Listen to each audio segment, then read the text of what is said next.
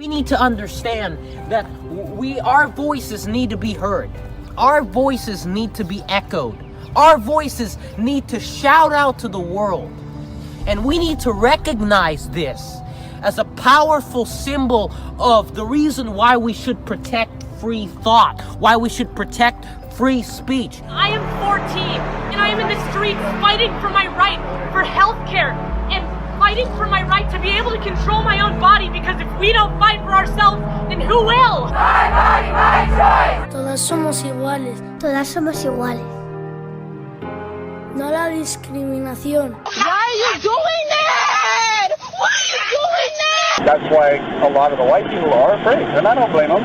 Some of them, because of their appearance and whatnot, some of them are very intimidating. Dear America, I started high school today.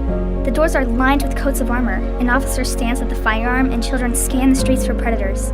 Uncertain footsteps down our crowded hallways, waiting to be the next victim. The question is the ineptitude of the education system failing the newer generations and leaving them with no grasp of economic knowledge for the future? When you pay your Social Security taxes, none of that money is put away in any way for your retirement. It has nothing to do with you. Over 100 years ago, women were guaranteed the right to vote. So why hasn't there been 100 years worth of progress towards gender equality in the government? La escuela, el tiempo vuela. Cómo ser personas educadas. Si por falsa inclusión estamos todas separadas. Nos separan como cajas de fruta.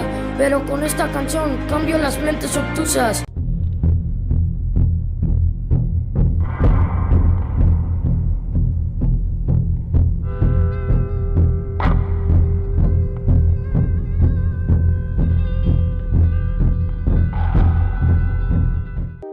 Free to express your different, self-governed, different opinions. As long as you learn to listen, practice and preach forgiveness, and never get too defensive. Speak only your true intentions. Hold up, yeah, watch how you talk to me, please. Your words can deplete me. Good evening, everyone, and welcome. I'm Catherine Tadji. And I am Dominique Lasser, and we are the co-founders of the Civic Life Project. One of the goals of the challenge is to get young people to register and vote. Every day, decisions are being made in our society that will affect their lives for decades to come. But this goes beyond voting. Tonight, you will see and hear about a whole range of issues that young filmmakers care about. You have just seen some of the 556 entries we received not only from the United States, but from the world over. It's wonderful to see the talent that young people have with this medium that they're used to express their concern and to talk about their passion. I also want to acknowledge the heroic work done by our board of directors in keeping us going, and the incredible staff of the Civic Life Project. We are very excited to be working this year with some new partners, including the National Council for the Social Studies, Campus Vote Project, Our School Votes, and the Gephardt Institute for Civic and Community Engagement at Washington University in St. Louis. Now it's time to turn this over to our host. They are both like family to the Civic Life Project. Janine Cook is a multi-talented artist, writer, performer. She is an activist. Her work has been recognized by the New York Times, Vogue magazine, and the Today Show. It's a pleasure to have Janine tonight. Welcome, Janine. Shamar Mahan has directed and produced 2 documentaries for the Civic Life Project when he was in high school. And by the way, he has now been elected as the youngest council person in the history of his hometown, Bloomfield, Connecticut. Welcome, Shamar, and welcome, Janine. Thank you both for that beautiful introduction. All right, everyone. Shamar, wait, 2 documentaries? And then you still became city council. How did you have time to do both of those things? Well, I don't know where I get the hours in the day, but I managed to find it. I don't know how you find the time. I mean, between activism and your books, you have a full plate. We should be working together, right? I think so. This is the start of something beautiful. The first collaboration of many. All right, everybody. Let me explain how things will work tonight. There will be films in 2 categories. So we'll have the social media category and we're going to have the documentary film category. And we will see winners in both of those film categories announced tonight. Nice. In addition to our People's Choice winner who you all decided should be the winner. And so I know you're asking yourself, who made these choices? Well, let me introduce you to our all-star team of judges who are all top professionals in their field. Wow. And speaking of judges, we are also going to be giving out what we call the People's Choice Award. And even that's not all. I feel like an infomercial. Yeah. But wait, there's more. Throughout this 1-hour webcast, we're going to share some live performances from many, many multi-talented artists and young people. They're going to be performing spoken word, music, and dance. Just to remind ourselves that these young artists in all these fields are also trying to be seen and heard on the issues. But first, Janine, are you ready? Oh, you know I'm ready. We're going to give out some awards. This is my I'm ready face. We're going to show you our 4th and 3rd place winners in the documentary category. But wait a minute. For the first time in the history of these awards, one of these finalists has also won our People's Choice Award in this category. That's really cool. Very cool. I mean, very, very talented group of young folks here. So you're just going to have to wait for that one.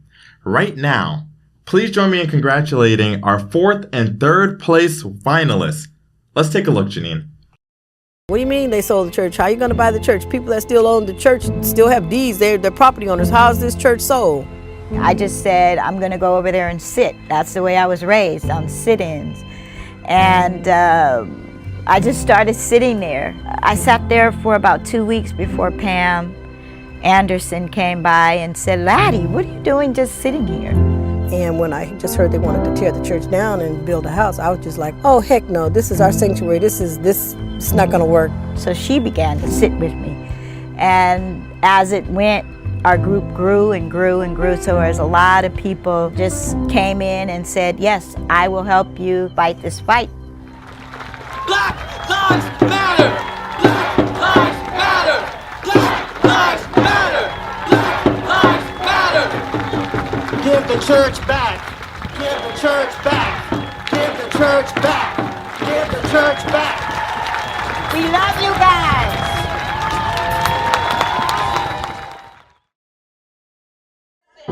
I am proud to be Asian.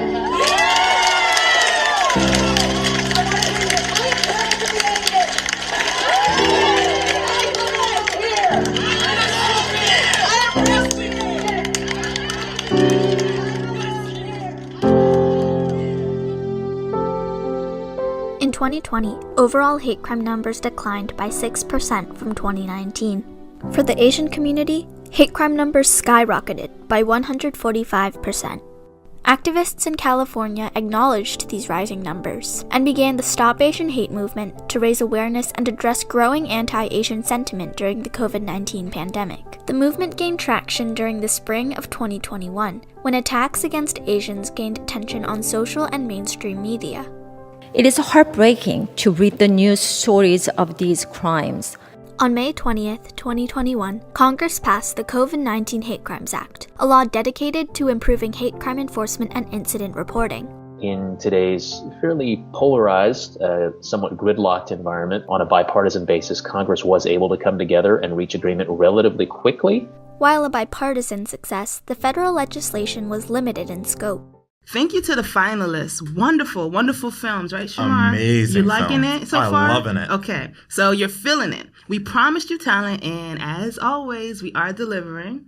And let me take a moment here, though, to just thank the sponsors for the event, without whom there will be no event. So from all of us, thank you. Wherever you are tonight, please take your bow, pat yourself on the shoulder, and let's move right into the social media winner in 3rd place. I want to add that the Social Media Awards are this year being presented as a partnership with the Campus Vote Project. We're going to be watching a film called Let's Vote. Our 3rd place winner. This is Jamie. Hi, Jamie. Jamie likes to avoid politics at all costs, but with all that's going on in our country, he feels helpless. Don't worry, Jamie. There's something all of us can do to help fight for change. Vote. How, you ask? Well, let's help Jamie out. Step 1. Registration. In order to vote, we first need to register.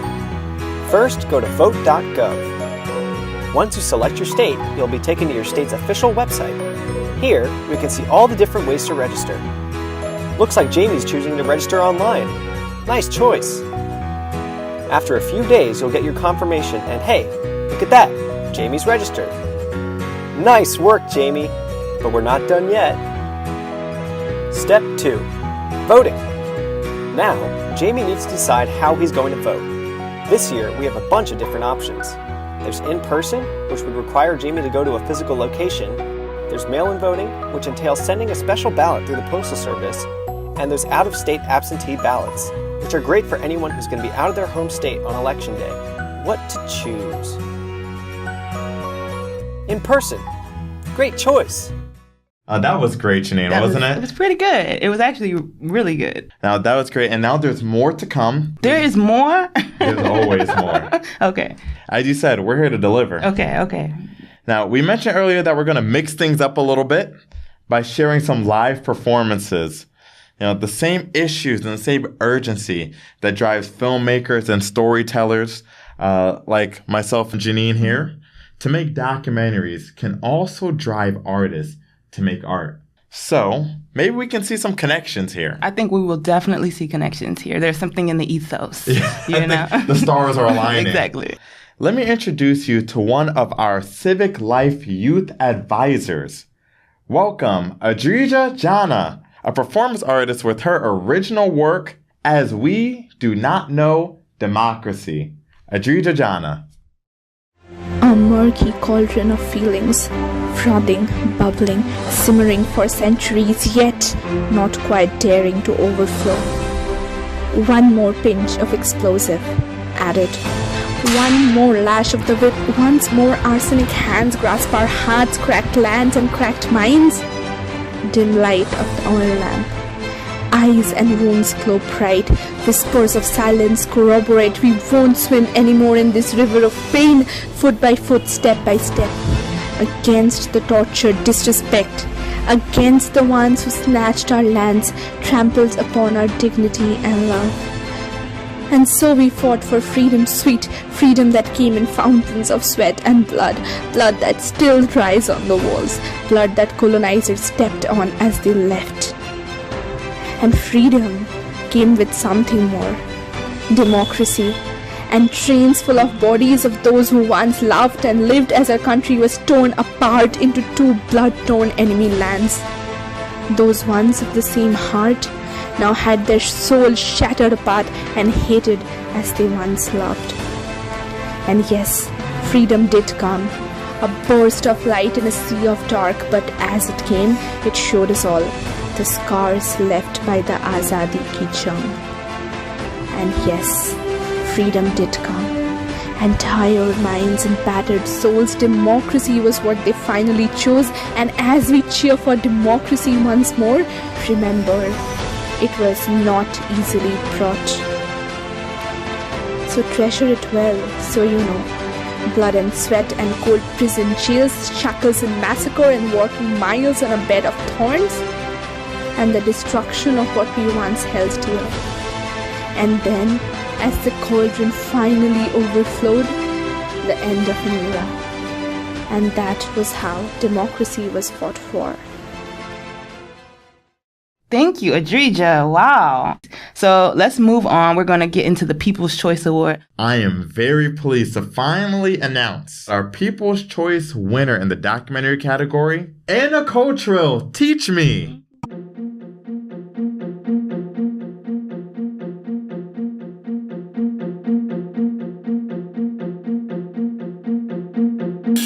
I do think, no, I need to get some different treatment than everyone else, but even though it's not a school for people with dyslexia and all that as much, they should still look it up, they should still know about it, and it's quite disappointing that they don't.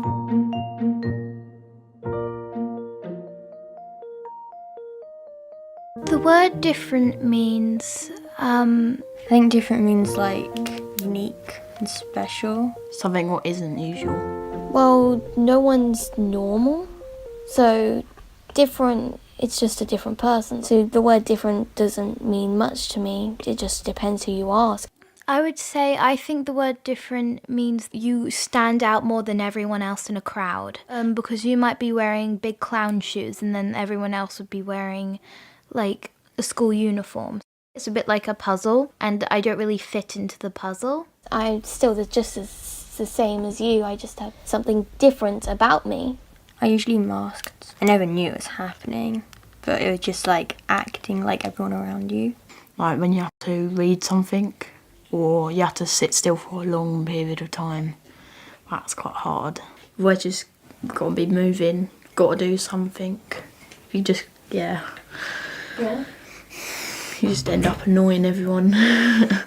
Sometimes I'd feel silly when I was standing next to one of my friends. They just like, they sort of know how to act more. At school you'll be like saying something but then they just don't want to listen, so then they just act like they can't hear you. I'm quite shy, so I won't say anything and just leave them to it. They might look at me differently. Think, oh, he's quiet, oh, he has ADHD, he can't like control himself, better not like do anything with him or like take him anywhere. It feels like as soon as I've went in the school, I can't come out, so I feel sort of trapped. I also feel kind of overwhelmed because when you have to do work and you're not in the mood, but you can't just go and lie down on your bed, you have to still do it, otherwise you'll get in trouble, which at home you could have a break and then do it later, but at school you have to do it when it happens. At home, that's like your chill space, you know? It was just like, finally, freedom. I liked the people at school. There were like some nice people. The kids were nice, the teachers weren't. That's definite. What did the teachers do that wasn't nice? Well, they taught you stuff. They just said there's only one straight way of learning. It was just horrible being on the bottom of the learning board when you get given tests. Being at the bottom of the learning board made me feel very dumb. It's like I did something terrible. And then there's the red face, which for some reason is angry.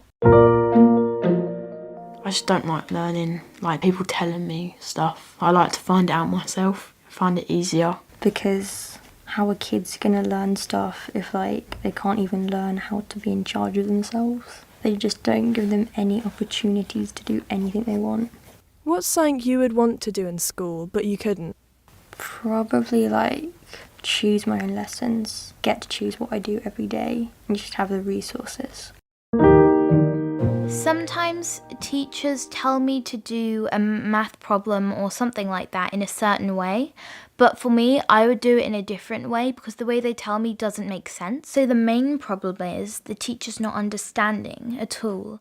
One time a teacher told me off for calling them their first name, and I had to stay back from assembly, and they told me off and asked me what I did wrong and I had no idea, so that was embarrassing. Most time when I get in trouble it's just because I can't sit still or anything.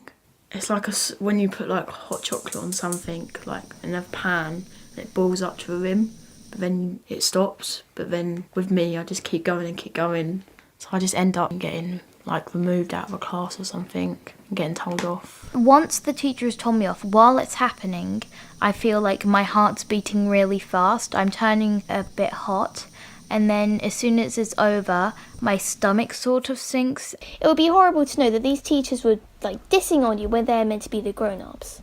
They're meant to support the children. That's how school is. They talked about all their problem children, quote marks, even though they put them there instead of helping them to like change. Because not many teachers, like most teachers, wouldn't think that every student is perfect. They just don't understand what it's like. I want to tell my teachers that I need you to understand me, and I need you to listen and stop getting mad at me when I ask for help or when I need a little bit of extra attention. You got to deal with it, you got to learn what this is like. You have a so-called problem child when actually I'm just a normal child who just needs some help. You should definitely do more research on people with stuff like autism or ADD or dyslexia and difficulties people might have, because you don't know if this child's going to have it. I can't do this because I'm hyper or something. It's like, if you think of an atom, it's got loads of stuff coming off of it. It's like that, like you have concentration, and then you have energy levels, and then confusion as well. I know I'm not the best at anything much in school, so there's a lot of better kids that like keep up to the pace of the best worker, and if you're not up to it, you get left behind. And if someone says, oh, I haven't understood, don't be like, oh, I just told it to you, you weren't listening. Well, yes, maybe they weren't listening, but it doesn't mean that that's exactly their fault. So you should go to them and tell me, what do you not understand about it? But not in a sarcastic way. Just say, if you need any help with this, I will come and tell you again. I mean, I don't think I understand it yet. It just makes me act differently.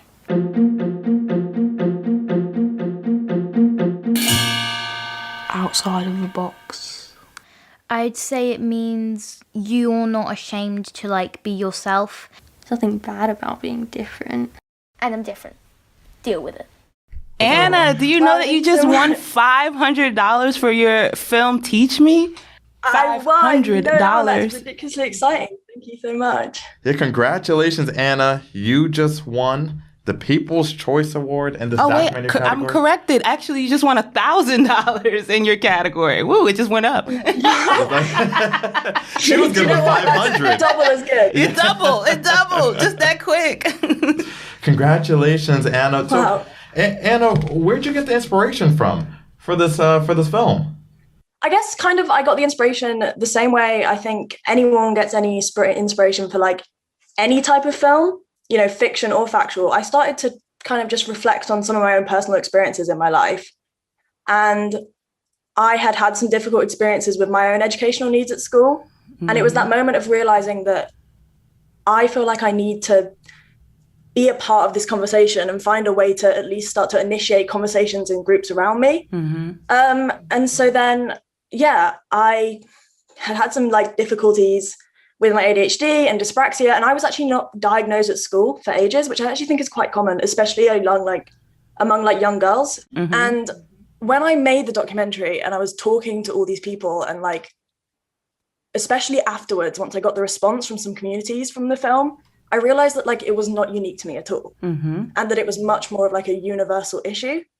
And I think that the issue became so much more about empathy and understanding and needs, and it started to grow and grow and grow. And like, that's kind of why I made it, because I think you can start with something small as like a little spark and see where you can let it go. I love that. Yeah. How does it feel to be the People's Choice Award? The people chose you. How does that feel? I mean, that is kind of crazy, like, especially because it's documentary filmmaking, right? Like, what's the point of any film without an audience, right? But especially for documentaries, like, it's all about reaching people and connecting and telling other people's stories. And I have been so honored by those 4 children that were in my documentary to even allow me into their world, right? Mm-hmm. But then the fact that, like, I'm able to then tell that story and it connects to other people's stories, and it's been crazy. Like, I mean, Twitter has become my like new favorite place after I made this documentary, because I've just reached out to like so many people, and it's become more than just like silly memes and like funny tweets. Like, I found like communities and charities that are interested in the same things I am. Mm-hmm. And so to have like people vote for something, to have people have a positive response like you do, makes it feel quite validating, to be completely honest. It's beautiful. Amazing. Really, really great. We appreciate you. We're really both so proud of you and can't wait to see what you do next. And again, congratulations on being the People's Choice. All right, take care. Thanks so much. Bye. Night. Take care. I should have said cheers. Cheerio. Yeah. Our friends from across the pond. Absolutely. I think that's a beautiful thing. I mean, and it's like we were talking about earlier, right? Like, when we understand that we're not alone in our issues, we're not alone in our struggles, and we don't have to be alone in our victories, and that's beautiful to see that. She did an amazing job, didn't she, Janine? It was super, of course. Yeah. Now, I'm excited to see what our next performer has in store. Our second performance is a duet created by the choreographer, a duet sort of like kind of like us. I was thinking that. You keep jumping into my mind. Yeah. Okay. We're doing a little telepathy here tonight. Double fist ball for the duet. Now, this duet was created by the choreographer and performer Emily Chamberlain, Welcome Emily and J.M. Rodriguez.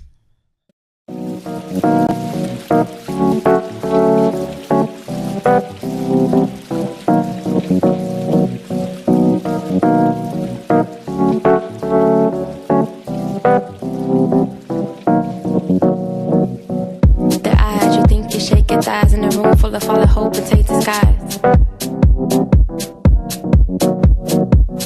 The eyes, you think you shake your thighs in a room full of fallen hope and tainted skies. I run until I find my lungs. I thought you had a clue. You walk until you find the things in me you thought you knew. I run until I find my lungs. I thought you had a clue. You walk until you find the things in me you thought you knew. You don't know me anymore. You think you shake your thighs in a room full of fallen hope and take the sky. Oh my God, that was phenomenal, wasn't it, Janine? It was so good. But you know, I follow Emily. I'm always excited about her next piece. Yeah. A deep creative. Looks like I got to follow too. I want to say thank you again, Emily and J.M. Rodriguez. Phenomenal job. But I want to take a moment here to say a bit about the Civic Life Project. You know, a while back, I actually worked with the Civic Life Project. And it's fair to say that, you know, my goals are oriented towards politics and making a difference in my community. And I actually took civics at one point. But what I found is that in many districts, civics, a course on how the government works, was taught widely to high school students. But over time, those courses faded away. And with it, the opportunity for a lot of young people to understand their rights and responsibilities within society and how they can operate within our government and truly make a difference. Now, that's what's so beautiful about Civic Life Project is that it's giving young people a platform to really apply themselves and make that difference in our community. Yeah, I love that. I love that. I mean, to see that you're now a city council person, we know that the work of Civic Life Project actually works. You know, it's not simply filmmaking, it's filmmaking with a purpose. Definitely. In order to continue this work, I do have to say my piece, which is we need help from concerned citizens like you. And I'm not just saying that either. I am also not only a host, but I'm also a donor to the Civic Life Project. This matters to me. It matters that young people are feeling heard or experiencing these types of joys for doing their work. I see you out there, citizens, and I know that you are concerned. And we're going to show you how you can contribute, even just a small amount. I've seen people donate as little as $5, $25, lots of money. If you're a very wealthy person, I'm not going to turn that away. Whatever you can manage, and maybe you can also help spread the word. Now, we're coming down to the big prizes. The 2 second place prize winners. Okay. Now, in the social media category, our combined winner of the second place judges prize and the People's Choice Award. Now, this is the double winner here. $1,500. Andrea Careza for We Have No Colors.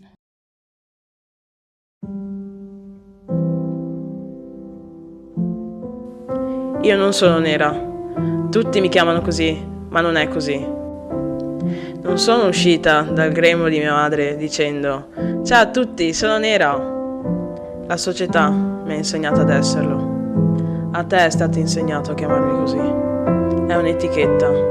Io sono nera, tu sei bianca, lui è giallo. Eliminiamo queste etichette. Non siamo dei prodotti, siamo umani, esseri umani. Ridiamo, piangiamo e proprio per questo siamo tutti uguali. Lotta, combatti. Non chiudere gli occhi al razzismo per paura. Io non sono nera. Tu non sei bianca, lui non è giallo. Hi, Andrea. Now, Andrea, you just won the second place judges prize and the People's Choice Award with the combined prize of $1,500. Wow. Really? It's a prank. Right. No, So that was absolutely congratulations. amazing, first of all. And so tell me about, like, when you create a film like this, how do you distribute it? How do you get it out so that folks see it? I created this project 3 months ago, and 3 years ago, sorry, when I was 18. And my goal was to fight racism in Italy, but I travel all around the world with this project, and for me it's so important. Thank you so much, Andrea, and congratulations again on creating this project. We Have No Colors. This was an absolutely beautiful film. Really, really well done. Thank you. Thank you. Thank you so much. That was amazing, wasn't it, Janine? Good film. Very good film. That was absolutely powerful. Well, it's powerful that we can have conversations in all of these languages about these important topics. Yep. And that film becomes this great equalizer. And I think that is super, intriguing to me with this process. Definitely. Another example of bringing Civic Life Project around the world. Yeah. I see why the judges and the people picked Andrea, And as you're saying, it looks like the judges and the people are in sync here, very connected. Just like who? All right. And now with the prize of $2,000. Oh my goodness, $2,000. Big money here. Okay. We come to our second place winners for documentary. Now those winners are Ellis Chung, Shreya Ori, and Ash Taylor for All Men Are Created Equal. Congratulations. All the women who have worked to secure and protect the right to vote for over a century, 100 years ago with the 19th Amendment. Over 100 years ago, women were guaranteed the right to vote, the first real step towards women's representation in politics. So why hasn't there been 100 years worth of progress towards gender equality in the government?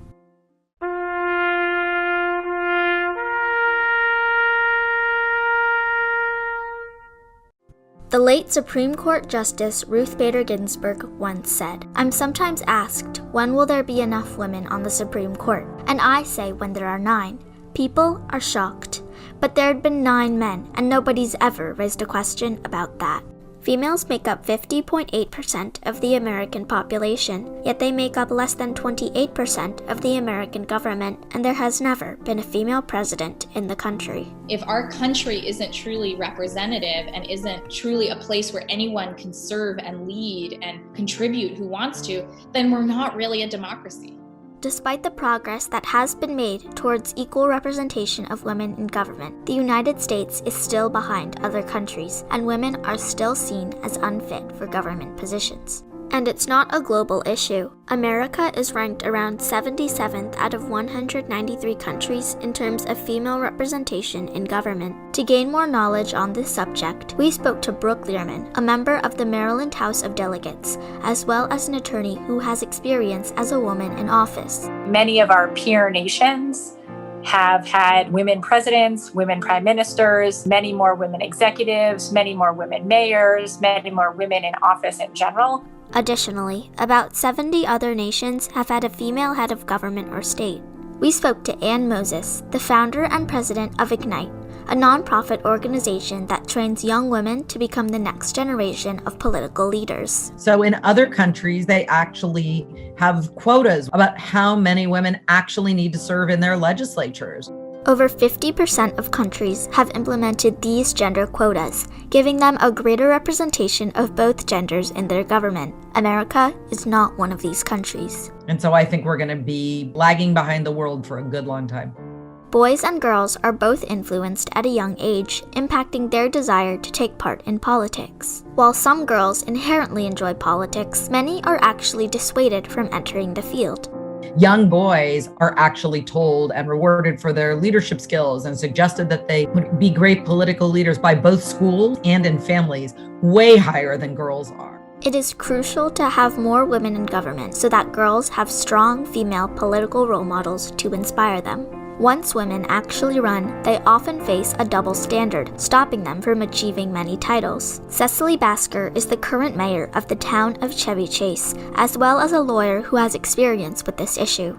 If women and men sort of act in exactly the same way or say the same things, that they're judged in different ways for it. The space that women have to operate in is so narrow. You can't be too tough, but you can't be too gentle. You can't be too bossy, but you can't be too meek. There are even some who say that there are enough women in government. They don't know what the data is, and so they think like, sure, it seems like 50%, right? For many, many years, we're okay with having 100% of our elected officials be men, and 100% of our judges be men, and 100% of our CEOs be men. And I'm not sure why having more women be in office or be running companies or be on the bench is a problem. Additionally, less than 1% of elected officials identify as non-binary. Evidently, non-binary people as well as women are extremely underrepresented in the American government. While America has been improving, women are still underrepresented, and the nation should not stop fighting until women have an equal role in government. America has seen through other countries that a female leader can be greatly beneficial. An increase in female politicians would provide more ideas and perspectives when making decisions. I think the more women we have in office, the better America will be. Women focus on grassroots and family needs. They run to solve problems and to make government work for their constituents. Additional female political officials would provide a better political climate for women and could spark change for other women's rights issues. So deliberative democracies work best when there are people from different backgrounds, that have different identities and experiences, that they're able to attack a problem and put forth solutions that can readily address the needs of people that are differently situated. If a certain group of people are left behind because there's no one speaking for them at the policy table, then we're all worse off. Evidently, it is imperative that more female politicians are appointed and elected in the United States. The nation lacks women in government when compared to other countries and has an absence of policies that could lead to reform. Although America is making advancements in the representation of women in government, gender equality cannot be achieved until women have an equal seat at the table. But while I may be the first woman in this office, I will not be the last. Because every little girl watching tonight sees that this is a country of possibilities. So here are the lucky winners: Ellis Chung, Shreya Ori, and Ash Taylor for All Men Are Created Equal. Congratulations. Oh, that's awesome. Thank you. Thank you. I don't know what we won, but thank you. You don't know that you just won $2,000? We did not know that. I'm really excited. We worked on this. I worked on this film with my team for, a very long time. So we're very happy that, the hard work paid off and we were able to get second place. I just want to know, and this is more so a question for the group here. What made you choose this topic, and All Men Are Created Equal? I think it has to do with just not feeling like we're represented in government whatsoever. And we were asked about what issue we wanted the Congress to address. And that's a very important issue to us because young girls everywhere and non-binary people and all of that don't feel their voices recognized in the government. So that's something we definitely want Congress to advocate for and improve on with women running in Congress as well. Yeah, that is, that resonates with me completely. But how do you see film being used as a tool to make that happen? I think that just media in general is very easy to spread, and it's a good way to communicate ideas because you can have audio and you can have visuals, so you can really capture such a wide audience with this one piece of media. And so it also gave us an opportunity to talk to a bunch of really interesting people who had good perspectives on this issue and share what their thoughts were too. Amazing. Well, congratulations. You all should be really proud. Yeah, if this is the future of our country, I would say our future is bright. That's right. So, Janine, we spoke earlier about our partner, the Campus Vote Project, doing very important work in the community. And yes, they are all about college students getting out the vote and registering. But we'd like to take this moment to show you a message from them. I vote because I want to be heard. I vote for justice. I vote for change. I vote for freedom. And I vote to make my voice heard. Make your voice heard. Make your voice heard. Make your voice heard. So, big thanks again to that great organization, Campus Vote Project. We appreciate you. Now, Shamar, our third and last performance this evening, it's a vocal creation performed by Erin Maya and her community of artists and activist friends. It's called Dancing a Red Line. Get up on your feet and change what you see. We don't need no crowds, no picket signs, just follow me. Get up off your seat and change what you see. You don't need no signs, no marching shoes, just follow me. Follow me out to the front lines. Follow me down to DC. Follow me out of the madness. I am you and you are me. Lead us now away from the violence. Take the lead out of our feet. We've been sidelined, bearing witness. Up your game, lace up your cleats. Kick, punch, change into the darkness. Don't be afraid what you see. Won't come out until we're righteous. Time to change up the beat. We've been dancing a red line. Anger's falling in the streets. Make our strength and numbers increase. We say yes and we say no. Only way for me to get my freedom. We say when and we say how. Yes, it's time for us to break away clean. We say yes and we say no. Only way for me to get my freedom. We say when and we say how. Yes, it's time for us to break away clean.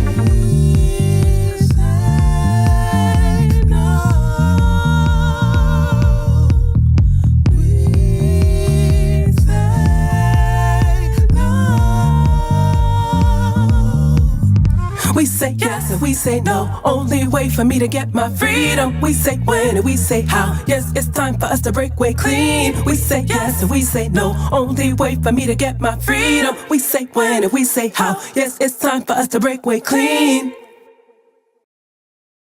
Oh my goodness, was that not phenomenal? Oh, amazing. You saw them dancing the red line? Yeah, I wanted to dance the red line a bit too. Yeah, no, it's not enough space in here. We're kind of like, it's too tight for us to dance right now, but later, after this, I promise. Okay. So big deep breath, hold it, let it out. Everybody, we are coming up to our two final awards. The first place winners in each category with a prize of $2,500. That is a big money, right? This is big. Our first place winner in the social media. Now you have to try to do the drum roll because I did. Ready? I think I got it better than her. Hey, you took my job. Okay. So our first place winner in social media is Ben Negron for When I Speak Freely.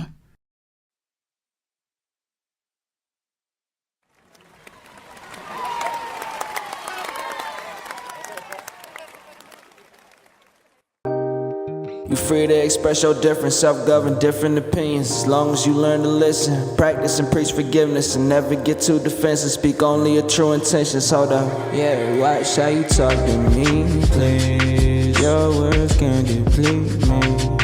Talking about something easy. Don't be hurt when I speak freely. We find bigotry and intolerance, kept in discourse of fraudulence. Gotta upgrade your consciousness, gotta check your responsiveness. Speak your mind and reverberate quality words with confidence. Leaders, mind you, your audience. Some of them might be violent and hateful. They turn to crime and a normal offense with bias. That's really how they define it. We lost in communication, the marvel among the science. The MLK was a radical. Force our voices, we riot. Let's speak the forcibly silence. Yeah, even if you don't like it.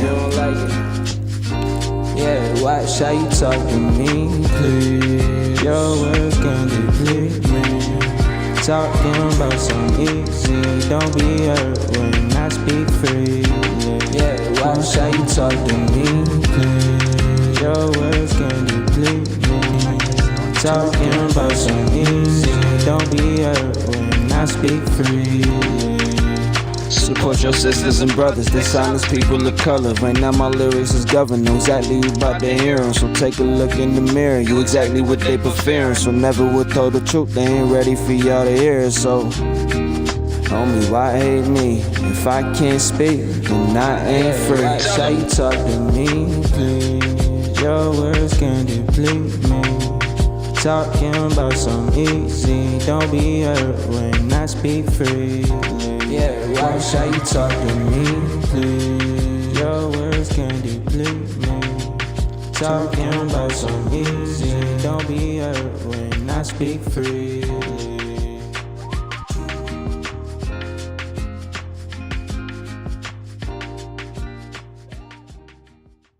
So Ben, how are you? I'm good. How are you? Good. I'm Janine. This is Shamar. And the reason that we've contacted you is because you and When I Speak Freely is the winner of a $2,500 award. Congratulations, Ben. Thanks so much. So how do you feel? You're like really chill about that $2,500. I feel great. Actually, I wasn't really expecting to win. I was expecting a second or third place. Wow. So, this is first place, man. Ben, can you talk a little bit about the power of film as a tool for getting youth voice out into the public sphere? So I think from my experience, a lot of it with youth involvement. So if you have an idea as a youth, it would make so much more sense to have like creative freedom on it.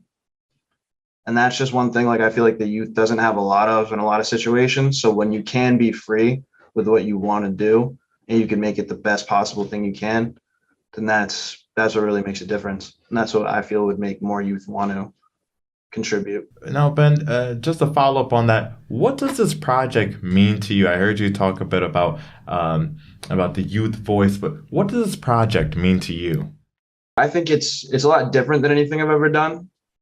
So it was kind of like I took an idea, and I'm not really a big advocate on anything, but it did make me feel really involved. And then to see that people really liked it, it made me feel really great. And like I could probably make more pieces like this with the same process. Yeah, people not liked it. They loved it. They absolutely loved it. And so did we, right, Shamar? I know. Absolutely. Yeah, we did. And so I wanted to say congratulations one more time. You won $2,500 today simply from speaking freely. And so please continue that. And if you have any questions, you let us know. All right. Congratulations. Congratulations, Ben. Thank you. Well, Janine. Yes, Shamar? Looks like we came to the end of this journey. I know. Now I'm excited. I'm on the edge of my seat. I really am. I'm like, who is it? Okay. Because with the end of this journey, it means that we're going to make it to our last award that we're giving out tonight. Okay. This is the big one. Our final award for the first place winner for documentary with the prize of $5,000. Big money. This is big money here. I think we should do the double drum roll. We'll do it together, like a duet drum roll. With the spirit fingers? You could do spirit fingers. Okay. I'm not so good at the spirit. They just started. Okay, all right. Once you start them, I'll start them. Okay. Ready? Our final award in first place goes to Molly Smith for Dare America.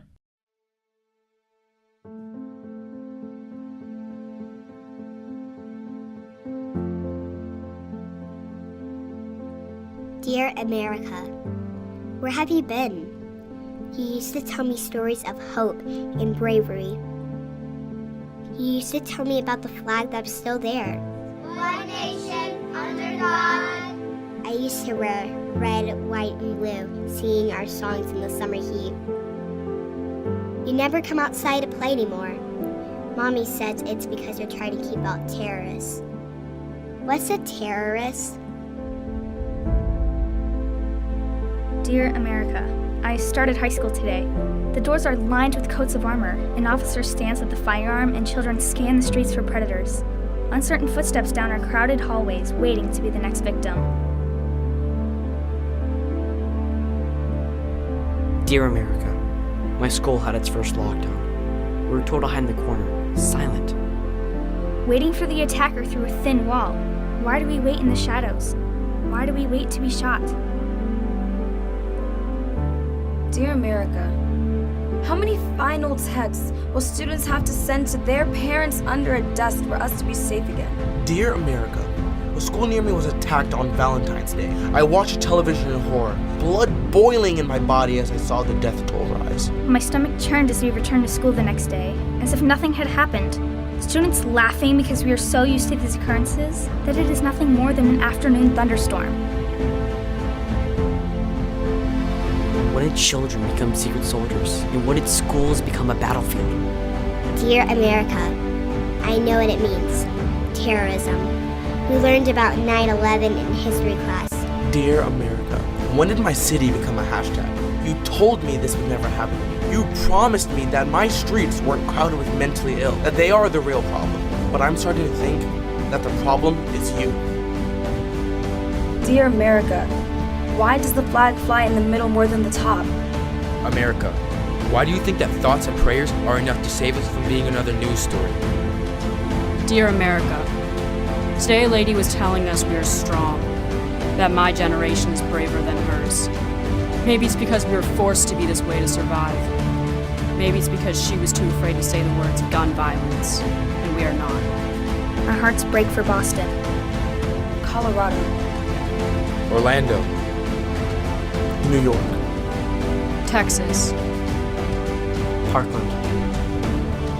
Dear America, when will you start listening? When will my words be more than just noise to you? When will my words be more than just a worn out pair of shoes that's been left on the roadway to rot in the heat?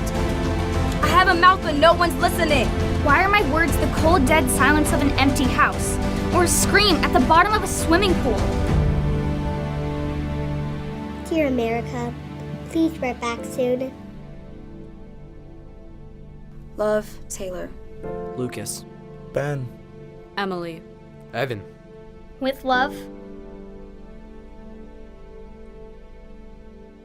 Generation Z.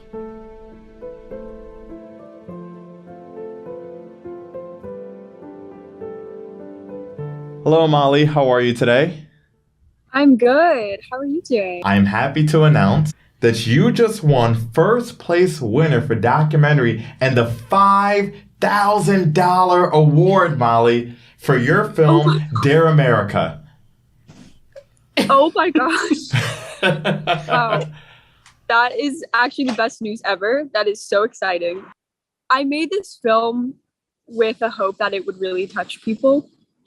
And I've seeing that it finally is, and people are really seeing it. It's getting out there. It's getting all of these responses that are just so powerful. And I could not have done it without the team of people that were working on this film. It was all high school students that made this piece. And I just cannot believe how far it has come. And with this prize, I want to make my next film. I'm going to put all of it towards the next piece. And this is just amazing. So Molly, I just wanted to ask you a couple quick questions about this film. So actually, when I did my one of my documentaries with Civic Life Project, I did mine on gun control when Connecticut changed their gun control laws in our state. What made you decide to follow this narrative and I guess the point of view of a student and for your film? I grew up in Florida, so a lot of my understanding of gun violence was different because I live in my hometown is the same town where the Pulse shooting happened. I had driven past that nightclub many times. The Parkland shooting at Marjorie Stoneman Douglas, those were students that we saw often at competitions, theater events. We knew those students and we knew friends who knew those students and we knew people who were there. So we had this different understanding of gun violence as being something really, really close to us. And I remember the day where the shooting in Parkland happened. It was Valentine's Day. We were all holding roses. We're staring at the TV. That scene was replicated in Dear America. And so I wanted to make something about how the students felt, because I felt that there was a constant discourse between politicians, and it was just so tied down in the minute details of like, should we allow this? Should we allow that? You know, what's okay? And it was so frustrating because neither side could come to any sort of conclusion. And it just felt like we were just stuck. And I wanted everybody to forget about all of those details for a second and return to the students who are struggling with this issue and going to school every day in a constant fear of being shot. One thing I did want to ask you, where do you think young people fit in the national dialogue around gun control and issues like this? I think that issues that affect young people should be talked about, advocated for by young people. I think that we're seeing a shift where, when I was in high school, we were seeing these movements with the students from Marjorie Stoneman Douglas creating March for Our Lives. We saw that as being this huge change, and with the Black Lives Matter movement, primarily led by young people. And so now in high schools, students aren't thinking like, oh, I gotta wait till I grow up and I can actually like make a difference. You're seeing, I can make a difference right now.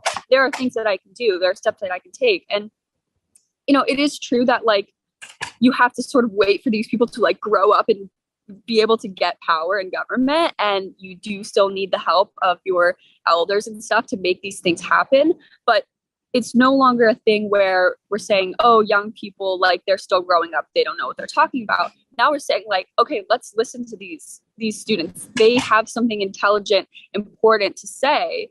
And so I think that young people, particularly Gen Z, is leading that change right now. And it's really beautiful to watch that happen. Definitely, Molly. I would say they're listening, and with this film, they're listening a bit more. So congratulations once again on winning the $5,000 prize and first place for documentary films. Thank you so much. This is like truly life-changing, honestly. This is going to be really great. And my next project is going to be so good now because of this. Awesome. We hope you submit it to the next film challenge. Such a full circle moment for you to be here now, going through the project, going through the program, submitting to the challenge, being a part of that process, and now being on the other side of the screen where you're able to give $5,000 out to somebody like Molly. And so it keeps the tradition alive, the tradition of storytelling and using story as a powerful medium for bringing folks together and advocating for the causes that you believe in. Definitely, and to know that the young people are keeping the good fight going. Yes, exactly. Is always powerful to see. So we have come to the end, and we've seen 8 very good reasons to keep making films like these and to keep supporting storytellers. And I hope those of you who are watching will be inspired to try this or to be inspired to give towards this work. And thank you so much, Shamar, for being with me tonight. We did a few fist bumps. This is another one. Thank you, Janine. This is a really powerful moment for me. Yeah, it was very powerful for me, and to be able to sit across from you in this 1-hour webcast, I mean, absolutely amazing. And as Janine was saying, hoping everyone out there is inspired. I want to just express some gratitude to our incredible producers and inspiration here, Catherine Tachi and Dominique Lesieur, who are absolutely amazing. I feel like we're old friends now at this point. Then I have a new friend here in Janine. It's such an honor to be associated with their work. Like, I've known them for God, I can't even count the amount of years. It's a long time. But since high school. And everyone out there, please go right ahead and make a donation to the Civic Life Project to keep projects like this coming out to the public and keep young people right behind the cameras and on your screens. All right, Shamar. All right, everyone. Good night. Good night.